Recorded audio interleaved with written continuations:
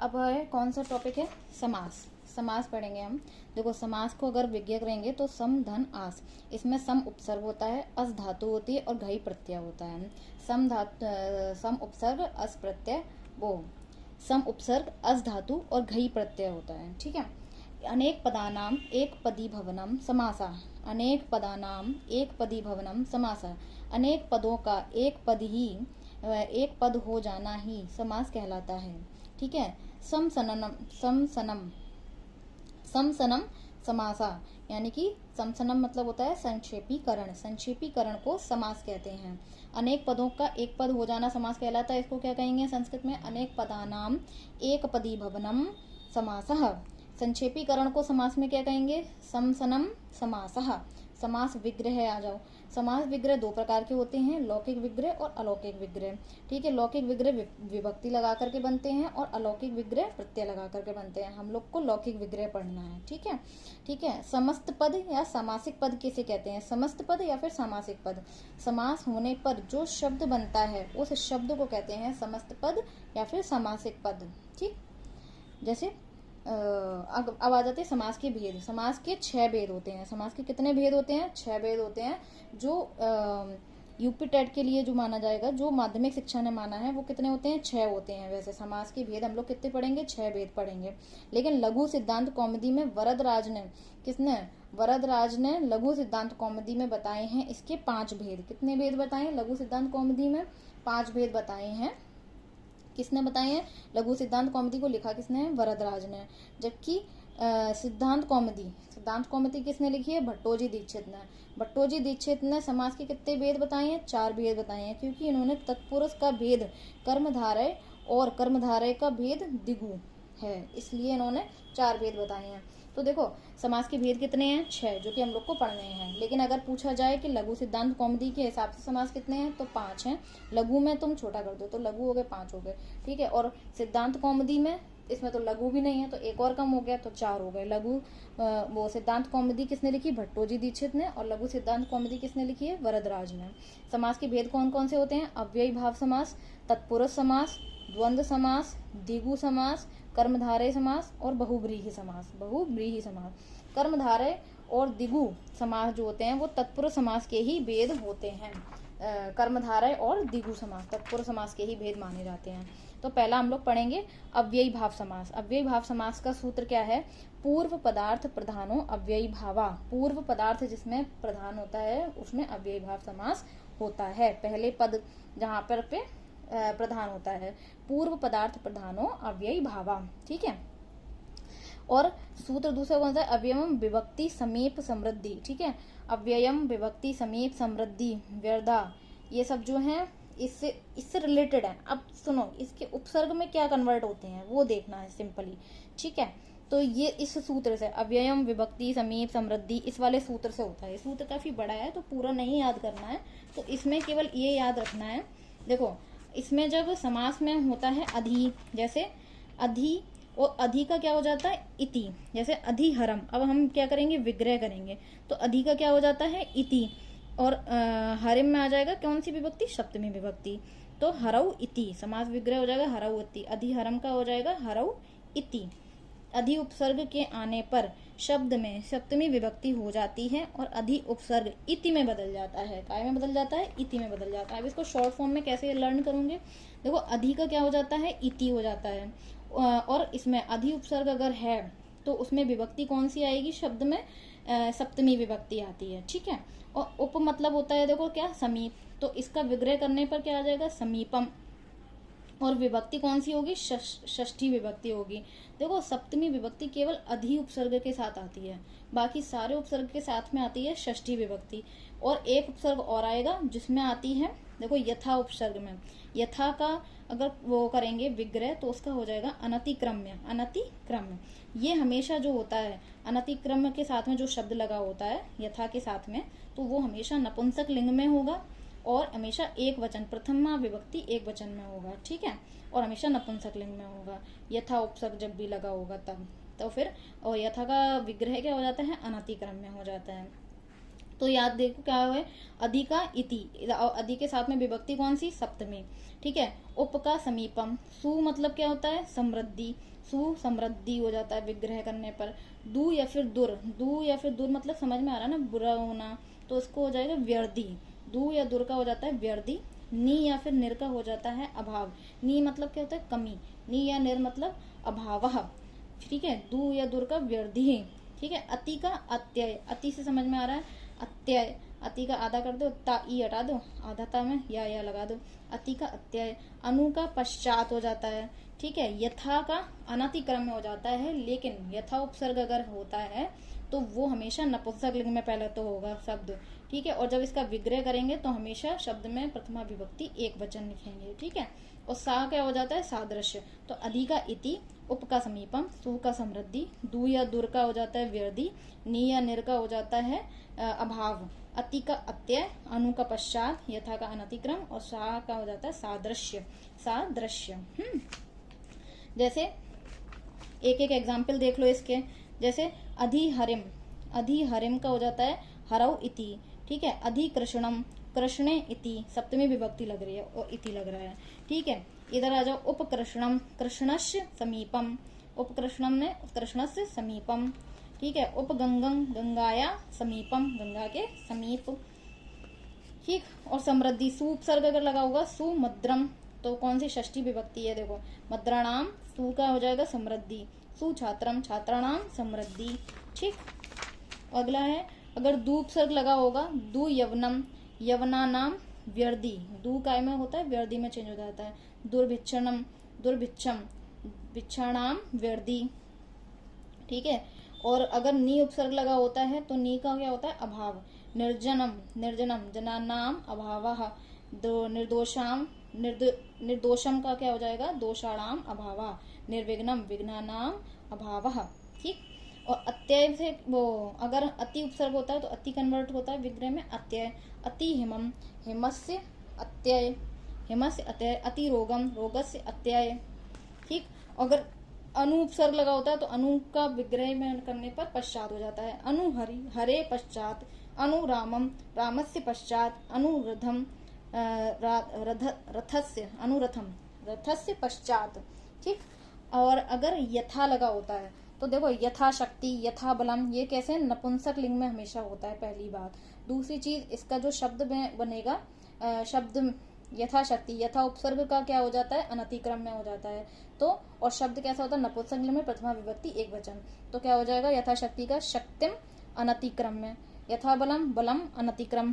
कैसा है बलम में, नपुंसक लिंग है, एक वचन, प्रथमा विभक्ति है। ठीक है। और अब आ जाते हैं सखी, सा उपसर्ग काय में बदल जाता है, सादृश्य में। तो सख्या सादृश्य, हरि, हरे सादृश्य, षष्ठी विभक्ति लगा देते हैं। अब अगर हम लोग अगला पढ़ते हैं तत्पुरुष समास। नेक्स्ट कौन सा है, तत्पुरुष समास। तत्पुरुष समास का सूत्र क्या है, प्रायेण, प्रायेण उत्तर पद प्रधाना तत्पुरुषा। देखो, पूर्व पद प्रधान किस में था, अव्ययी भाव में। तत्पुरुष समास में कौन सा पद प्रधान होता है, उत्तर पद प्रधान होता है। ठीक है। तत्पुरुष समास कितने प्रकार का होता है, दो प्रकार का होता है, समानाधिकरण तत्पुरुष और व्यधिकरण तत्पुरुष। समानाधिकरण तत्पुरुष में हमेशा प्रथमा विभक्ति का ही यूज होता है, और ये कर्मधारय समास यही है। ठीक है। कर्मधारय समास यही है। ठीक। और व्यधिकरण तत्पुरुष समास हम लोग में बाकी की 6 विभक्तियां होती हैं। तो हम लोग को कौन से पढ़नी है, व्यधिकरण तत्पुरुष समास देखना है। ठीक है। तो व्यधिकरण तत्पुरुष समास में इसका एक सूत्र याद रखना है, उसके हिसाब से देखो, द्वितीय विभक्ति का कौन सा सूत्र है,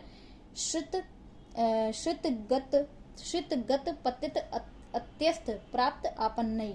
जहां पर भी ये शब्द दिख जाए, श्रितगत पतित अत्यस्त प्राप्त आपन्नई, जिस भी शब्द में ऐसे शब्द दिख जाएं तो उसका विग्रह करेंगे जब भी, तो शब्द में कौन सी विभक्ति का यूज होगा, द्वितीय विभक्ति का यूज होगा। कौन सी, द्वितीय विभक्ति का। जैसे कृष्णाश्रित, तो फिर कृष्णम आश्रिता। ठीक है। सुख प्राप्ता, सुखम प्राप्ता। कूप पतिता, कुएं में से गिरा हुआ, कूपम पतिता। ठीक। तो इसमें क्या हो जाएगा, द्वितीय तत्पुरुष समास। और फिर तृतीय तत्पुरुष समास में आ जाओ, ये तो होगी द्वितीय विभक्ति का एक सूत्र याद रखना है, श्रित गत पतित अत्यस्त प्राप्त आपन्नई। ठीक। और आ जाते हैं तृतीय तत्पुरुष समास में। तृतीय तत्पुरुष समास क्या कहता है? तृतीय तत्पुरुष समास में का सूत्र है तृतीया तत्कृतार्थेन गुणवचनेन। ठीक, इसके एग्जाम्पल देख लो। ठीक है, तृतीय तत्पुरुष के शंकुलाखंड, शंकुलाखंड दानार्थ धान्यार्थ, धान्येन अर्थ, दानेन अर्थ, शंकुलाया खंड, शंकुलाखंड दानार्थ और धान्यार्थ, ये है तृतीय तत्पुरुष समास के एग्जाम्पल है। इसको थोड़ा सा दिमाग में रखना पड़ेगा। ठीक है, और इसका जो सूत्र ये वाला है इसको याद रखना। पूर्व सदृश समोनार्थ कलह निपुण मिश्र श्लक्षण। यहाँ जहाँ पे ये शब्द आ जाए, पूर्व सदृश समोनार्थ कलह निपुण मिश्र और श्लक्षण, तो वहां पे कौन सी विभक्ति हो जाएगी? तृतीय विभक्ति लगेगी। जैसे पितृ सदृश यानी कि पिता के समान, पिता के समान है ना पितृ सदृश, तो पित्रा सदृश, मातृ सदृश माता के समान, मातृ सदृश, सदृश देखो आ रहा है ना समान, पूर्व मानी पहले, सदृश मानी समान, समूनार्थ मतलब कि जो समान, समऊन कम के अर्थ में। ठीक है, कलह निपुण मिश्र श्लक्षण है, पूर्व सदृश समूनार्थ कलह निपुण मिश्र श्लक्षण है। इसको थोड़ा याद रखना पड़ेगा सूत्र को। फिर अगला आ जाता है इसमें, देखो हरित्रात, जो कर्ता और करण में तृतीय पद का कृदंत के साथ तृतीय तत्पुरुष समास होता है, त्रात या फिर भिन्न, ये तृतीय वाला थोड़ा सा टिपिकल है, इसको थोड़ा याद रखना पड़ेगा। यानी कि और देखो तृतीय विभक्ति कोई भी अगर शारीरिक विकार आएगा तो उसमें हमेशा तृतीय विभक्ति होगी। जैसे पाद खंजा तो पादेन खंजा। ठीक है, नेत्रहीना नेत्रेन हीना। ठीक है, और रक्षा और भिन्न यानी कि त्रात और भिन्न शब्दों के आने पर भी तृतीय विभक्ति का यूज होता है, त्रात और भिन्न शब्द के आने पर। इसमें समास में याद रखो त्रात और अगर भिन्न आ रहा है तो कौन सा तत्पुरुष में है? तत्पुरुष में तृतीय विभक्ति का यूज हो रहा है। जैसे हरि त्राता तो हरिना त्राता, नखा नख भिन्ना, नखे भिन्ना, नख से फाड़ा गया या फिर चीरा गया। ठीक है, यानी कि हरि वो त्रात और भिन्न अगर आ जाती है तो तीन तृतीय विभक्ति का होता है तत्पुरुष समास में। अगर हम बात करें चतुर्थी तत्पुरुष समास का, एक सूत्र है उसको याद रखना।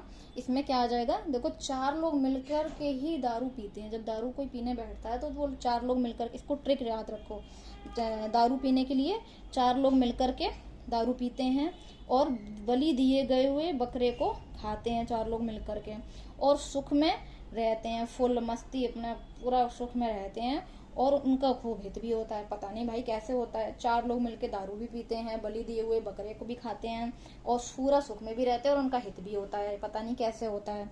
ठीक, तो चतुर्थी तत्पुरुष समास में ये शब्द याद रखने हैं, दारू, बलि, हित और सुख, ये चार शब्द जहां पर आएंगे वहां पे तत्पुरुष समास का चतुर्थी विभक्ति लगती है। जैसे यूप दारू, तो यूप में कौन सी लगेगी? यूपाय दारू, दारू माने होता है लकड़ी। ग्रह दारू, ग्रहाय दारू, भूत बलि यानी भूतों के लिए बलि, भूताय बलि यज्ञ के लिए लकड़ी, और वो हो गई घर के लिए लकड़ी। ठीक है, जैसे गोहितम, गोभ्या हितम, गोहितम इसमें हित आ रहा है ना, तो हित में भी क्या हो जाएगा? चतुर्थी विभक्ति, गोभ्या हितम। ब्राह्मण हितम तो कौन सा हो जाएगा? ब्राह्मणाय हितम, ब्राह्मण के लिए हित। अब बात करते हैं पंचमी विभक्ति। पंचमी विभक्ति के दो सूत्र हैं। पहला तो देखो पंचमी भयन, पंचमी भयन यानी कि भय होने पर पंचमी विभक्ति लगती है। ये चीज कारक में भी पढ़ी थी ना, जब भय होता है तो भय किससे होता है? पांचवें व्यक्ति से भय होता है। तो जहां पर भय की बात करी जाए तो वहां पर कौन सी विभक्ति हो जाएगी? पंचमी विभक्ति लग जाएगी। जैसे चोर भयम यानी कि चोर से भय, चोर भयम, और भय को भीत भी लिखते हैं। ठीक है, भीत भी लिखते हैं। प्रेम भीत, सर्प भीत, तो इसका सर्प हो जाएगा सर्पात, सर्प में लग जाएगी पंचमी विभक्ति, सर्पात भीता। ठीक है, सिंह भयम, सिंगात भयम। ठीक है, सर्पा भी, भीत भी कहते हैं, भी कहते हैं, सर्प भी, सर्पात भी। और इसका दूसरा सूत्र क्या है? जो अपतति होता है अलग होने के अर्थ में अगर है, ठीक है, अंदर गिरने के अर्थ में अगर आ रहा है तो द्वितीय विभक्ति होती है। अगर अंदर गिरने के अर्थ में पतित का यूज होता है तब तो द्वितीय विभक्ति होती है, और अगर अलग होने के अर्थ में पतित का यूज हो रहा है तो वहां पर पंचमी विभक्ति का यूज होता है। इसमें अपेत, अपोड़, मुक्त, मुक्त में भी अलग होते हैं, भ्रष्ट जो लोग होते हैं उन्हें भी अलग कर देते हैं लोग। पतित तो मतलब कि अलग होने के अर्थ में गिरने का हो जाता है। और अपोड़ और अपेत, अपोड़ अपेत से समझ लेना, थोड़ा ध्यान रखना, अपोड़ और अपेत। ठीक है, इसमें पंचमी विभक्ति ही होगी। ठीक, षष्ठी विभक्ति में अगर हम आ जाते हैं तो षष्ठी विभक्ति क्या क्या होता है, षष्ठी विभक्ति का सूत्र खाली षष्ठी है, बस षष्ठी यानी कि संबंध। ठीक। गंगा जलम, गंगा का जल, इसको देखो ध्यान रखना थोड़ा, इसके शब्द से अर्थ निकालना। गंगा का जल, कर्ता ने कर्म को करण से संप्रदान के लिए अपदान से संबंध, काकी के रारी रे, षष्ठी विभक्ति में संबंध निकलेगा का से। ठीक है। जैसे गंगा जलम, गंगा का जल, राज्य पुरुषा, राजा राज्य पुरुष, राज पुरुषा, राजा का पुरुष। ठीक है। दशरथ पुत्र, दशरथ का पुत्र, विद्यालय, विद्या का घर, रामानुज, राम का अनुज, पाठशाला, पढ़ने का घर, कालिदास, काली का दास, नंद नंदा, मतलब कि नंद की नंद, ईश्वर भक्ता, ईश्वर का भक्त। तो इसको कैसे षष्ठी विभक्ति इसकी लिखेंगे। राजा पुरुषा का राज्ञा पुरुषा, दशरथस्य पुत्रः, विद्याया आलया, षष्ठी विभक्ति लगाएंगे। फिर आ जाते हैं, बात करते हैं सप्तमी तत्पुरुष समास में। सप्तमी तत्पुरुष समास का एक सूत्र याद रखना, सप्तमी शौंडय, शौंडय अंग पे आई की मात्रा, सप्तमी शौंडय। जिस तत्पुरुष समास में, अब देखो सप्तमी में याद करो कि जब हम लोगों ने वो पढ़े थे, क्या बोलते हैं, कारक, तो उसमें सप्तमी विभक्ति में श्रेष्ठ को ढूंढ रहे थे, यानी कि कुशलता, निपुणता, इस चीज की बात हो रही थी वहां पे। तो ये जो शब्द जब आ जाएंगे, कुशल, निपुण, श्रेष्ठ, उत्तम, प्रवीण या फिर शौंड, मतलब किसी चीज में होशियारी की बात अगर आ रही हो, जैसे कुशल, निपुण, श्रेष्ठ, प्रवीण, उत्तम और शौंड, तो वहां पे कौन सा विभक्ति का यूज हो जाएगा शब्द में, सप्तमी विभक्ति। जैसे मुनि श्रेष्ठ, मुनियों में श्रेष्ठ, अधिकरण भी हो रहा है, पहली बात तो ऐसे समझ लो। दूसरी चीज कि किसी की विशेषता बता रहे हैं और श्रेष्ठ शब्द आ रहा है, तो मुनिषु श्रेष्ठा, पुरुषोत्तम, पुरुषेषु उत्तमा, अच्छ शौंड, अच्छेषु शौंडा, अच्छ माने क्या होता है, पासा, अच्छ शौंड मतलब पासों में चतुर, अच्छेषु शौंडा, विद्या प्रवीण, प्रवीण तो कौन कौन से, कुशल, निपुण, श्रेष्ठ, उत्तम, प्रवीण, कुशल, निपुण, उत्तम, श्रेष्ठ, प्रवीण और शौंड शब्द अगर आ जाएं, कितने शब्दों के, 2 4 6 शब्द हैं, ये 6 शब्द ध्यान रखना, तो ये सप्तमी विभक्ति में आ जाएगा। फिर तत्पुरुष समास के जो है वो 4 उपभेद भी बताए गए हैं। पहला इसका देखो, नए तत्पुरुष समास। नए तत्पुरुष समास में अगर आगे वो लग जाए, आगे नए तत्पुरुष समास जो है नकारात्मक अर्थ में होता है, शब्दों का प्रारंभ इसमें आ से होता है। अगर आ उपसर्ग लगा हुआ है ना, जैसे जैसे अब्राह्मण, न ब्राह्मण, उसका विग्रह हो जाएगा। अस्वस्थ, न स्वस्थ, अनिच्छा, न इच्छा, अनीश्वर, न ईश्वर, अनुचित, न उचित। ठीक है। तो नए समास में ऐसे करके ना करके हो जाएगा। इसका दूसरा होता है तत्पुरुष समास के उपभेद कितने हैं, 4। नए तत्पुरुष समास, गति या प्रादि तत्पुरुष समास, उपपद तत्पुरुष समास और एक है अलुक तत्पुरुष समास। युधिष्ठिर, युद्ध में स्थिर, अलुक तत्पुरुष समास का एग्जाम्पल है। ठीक है। अगर हम बात करें गति और प्रादि तत्पुरुष समास का, तो जिस तत्पुरुष समास के पूर्व पद में कु या फिर उरी शब्द दिख जाए, तो वहां पे कौन सा होगा, गति या प्रादि तत्पुरुष समास होगा। कु दिख जाए या फिर उरी दिख जाए या फिर प्रा दिख जाए, तो वहां पे गति या प्रादि होगा। ठीक है। उपपद तत्पुरुष समास क्या होता है, इसमें देखो जैसे कुंभकार यानी कि, और पत्रवाहका, पत्र को लाने वाला, पत्रवाहका मतलब देखो कुंभकार का, कुंभम करोति इति, इसमें इति इति देखो लगेगा लास्ट में। ठीक है। ऐसे याद रखना, इसको थोड़ा सा ध्यान रखने की जरूरत है, इति इति करके लगेगा, कुंभकारा, कुंभ करोति इति। ये कौन से समास में आ जाएगा, उपपद तत्पुरुष समास में। अगर देखो, हाँ, उपपद तत्पुरुष समास को कैसे याद रखोगे, जब पहला शब्द जो है वो संज्ञा हो और बाद वाला क्रिया हो, तो वहां पे उपपद तत्पुरुष समास हो जाएगा। जैसे कुंभकारा यानी कि कुंभ को बनाने वाला, यानी कि कुंभम करोति इति। सर्वज्ञ, सब कुछ जानने वाला, सब कुछ संज्ञा हो गई और जानना एक क्रिया हो गई, सर्वम ज्ञानाति इति। पत्रवाहक, पत्र को लाने वाला, पत्रम वहति इति।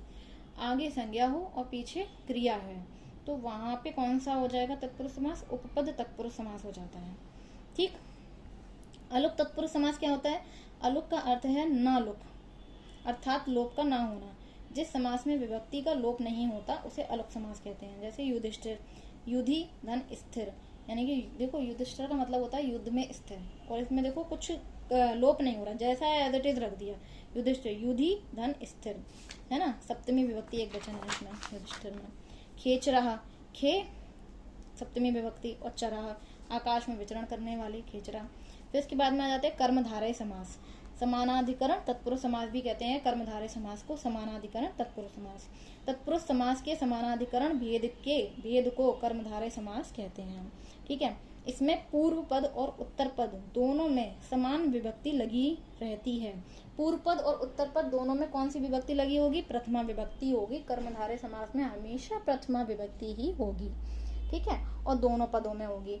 इसमें पूर्व पद विशेषण होता है और उत्तर पद विशेष्य होता है। जैसे कृष्ण सर्पः, कृष्ण मानी काला और सर्प मानी सांप, तो काला सांप विशेषण विशेष्य हो गया। तो विशेषण विशेष्य की बात जब की जाती है तो वो कर्मधारय समास में की जाती है। और कर्मधारय समास कितने प्रकार का होता है? 4 भेद होते हैं इसके। कौन कौन से होते हैं? विशेषण पूर्व पद कर्मधारय, उपमान पूर्व पद कर्मधारय, रूपक पद कर्मधारय, उभय पद कर्मधारय। अब इसको देखो कैसे याद रखोगे। विशेषण पूर्व, जिसमें विशेषण हो और विशेष्य हो, तो वो विशेषण पूर्व पद कर्मधारय हो गया। दूसरा हो गया उपमान पूर्व और विशेषण वाला जो होगा ना, उसमें जो विग्रह करेंगे उसमें लगता है चासौ, चासौ दिख जाए तो विशेषण वाला हो गया। ठीक है, चाशनी जो है इसको कैसे याद रखोगे? चासौ। चेस, चेस खेलना एक विशेषता है, तो इसलिए इसे विशेषण पूर्व पद में ले आएंगे। उपमान पूर्व पद कर्मधारय में क्या लगता है? इव लगता है। क्या लगता है इसके विग्रह में? इव। और रूपक पद कर्मधारय में एव लगता है। क्या? एव। देखो महादेवा, महान देव, महान विशेषण पूर्व पद कर्मधारय का विग्रह करो। देखो महादेव यानी कि महान देव, विशेषण विशेष हो गया, तो इसका विग्रह क्या होगा?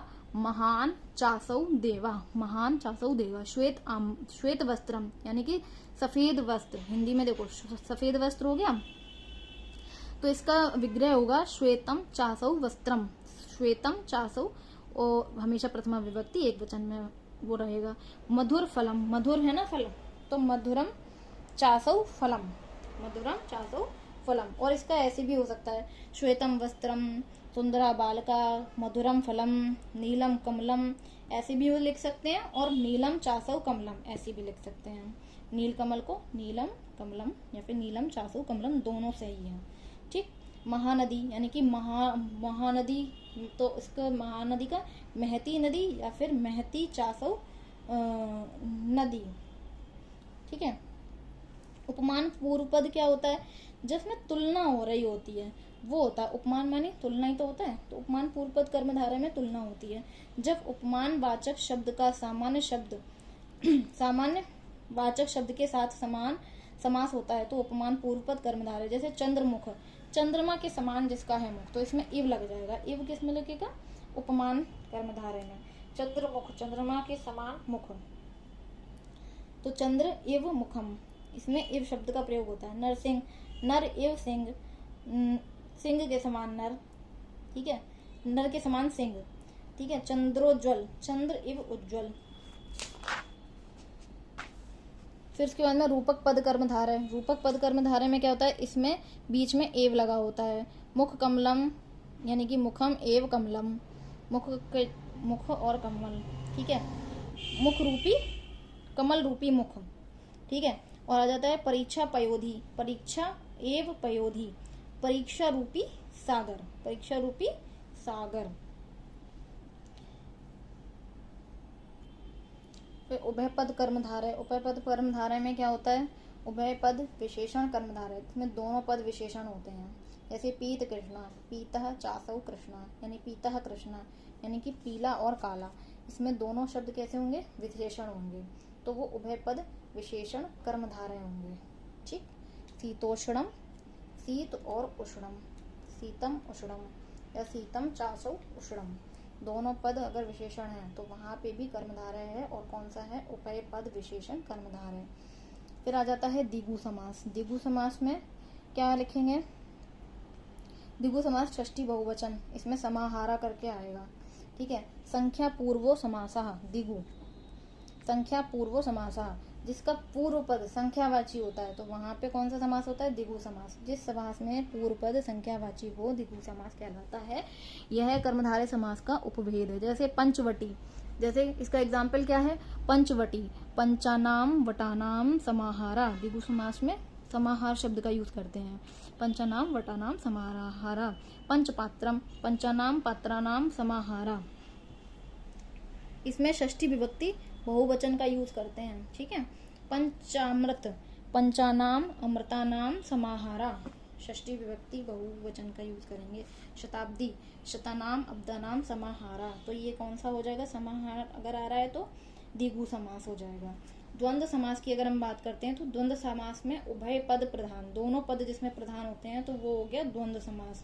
द्वंद्व समास 3 प्रकार का होता है, इतरेत्तर द्वंद्व, एक शेष द्वंद्व और समाहार द्वंद्व। इतरेत्तर मतलब क्या होता है? अलग अलग। इतरेत्तर द्वंद्व में क्या होता है? जब समास में प्रयुक्त होने वाले शब्द का अर्थ अलग अलग प्रदर्शित करता है तो उसे इतरेत्तर द्वंद्व कहते हैं। इसका लिंग निर्धारण जो होता है वो उत्तर पद के अनुसार होता है। जैसे राम लक्ष्मणऊ, राम और लक्ष्मण दोनों शब्द दिखाई दे रहे हैं इसमें साफ साफ, तो इसको कैसे इसका विग्रह करेंगे? रामः च लक्ष्मण च, या फिर रामश्च लक्ष्मणश्च। ठीक है।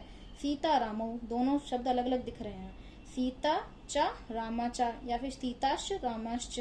ठीक। राम कृष्ण रामा च कृष्ण च, रामाश्च कृष्णश्च। ठीक। एक शेष द्वंद्व में क्या होता है? ऐसा द्वंद्व समास जिसमें समास में इसमें क्या होता है? 2 या 2 से अधिक पदों में से केवल एक पद शेष रह जाता है, उसे एक शेष द्वंद्व कहते हैं। और इसमें क्या होता है? केवल पुल्लिंग शब्द, यदि समास में पुल्लिंग और स्त्रीलिंग दोनों प्रकार के शब्द हों तो पुल्लिंग शब्द ही शेष बचेगा। जैसे पितरऊ, देखो पितरऊ में माता और पिता दोनों छुपे हैं, मयूरऊ में फीमेल मयूरी और मेल मयूर दोनों छुपे हैं, तो पितरऊ का माता चा पिता चा, मयूरऊ का मयूरी चा मयूरः चा। पुत्रऊ, पुत्रऊ में क्या आ जाएगा? पुत्रः चा पुत्री चा पुत्री चा पुत्र चा, और पुत्र चा पुत्र चा दोनों हो जाएगा, यानी कि दोनों मेल भी हो सकते हैं और फीमेल मेल भी हो सकते हैं, और फीमेल मेल है तो हमेशा मेल ही एक बनेगा। ठीक है। हंसऊ में हंसी चा हंसा चा। और श्वश्रु चा श्वश्वर चा, श्वश्रऊ हो जाएगा, श्वश्रऊ। ठीक। और युवती चा युवा चा, तो युवानव हो जाएगा। ठीक। और देखो रामऊ में रामः चा रामा चा, या फिर रमा चा रामः चा, दोनों हो सकते हैं। समाहार द्वंद्व में क्या होता है? जिस द्वंद्व समास में आए हुए पद अपना अर्थ बतलाने के साथ साथ समूह या समाहार अर्थ का भी बोध कराते हैं। देखो समाहार द्वंद्व हमेशा, इसकी पहचान देख लो, हमेशा कैसे होंगे? नपुंसक लिंग में होंगे। और इसमें क्या आता है? समाहार आता है।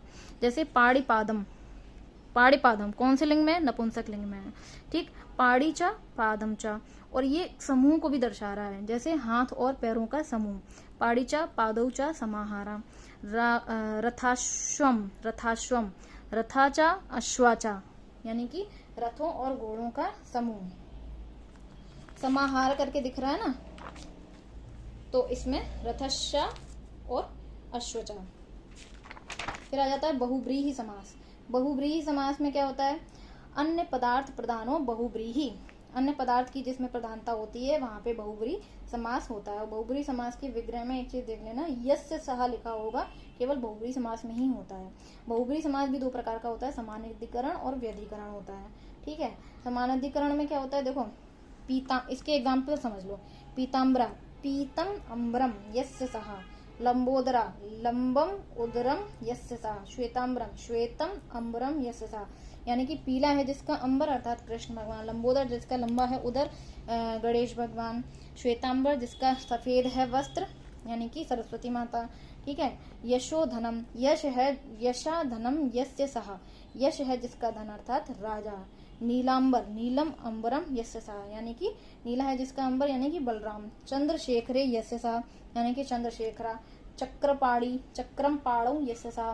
वीणा पाणिनी वीणम पाणौ वीणा पाणिनी वीणम पाणौ यस्य सह। धनुष पाणी धनुष धनु पाणौ यस्य सह, यानी कि धनुष किसके पाणी में है? श्री राम, अर्थात श्री राम। धनुष पाणी मतलब अर्थात श्री राम। ठीक। और गदा पाणी अर्थात हनुमान जी, गदा पाणौ यस्य सह। पीयूष पाणी, अमृत जिसके हाथ में, पीयूष मतलब क्या हो गया? अमृत। पीयूष पाणी पीयूषम पाणौ यस्य सह, यानी कि वैध। पीयूषम पाणौ यस्य सह, यानी कि वैद्य जी हो गए।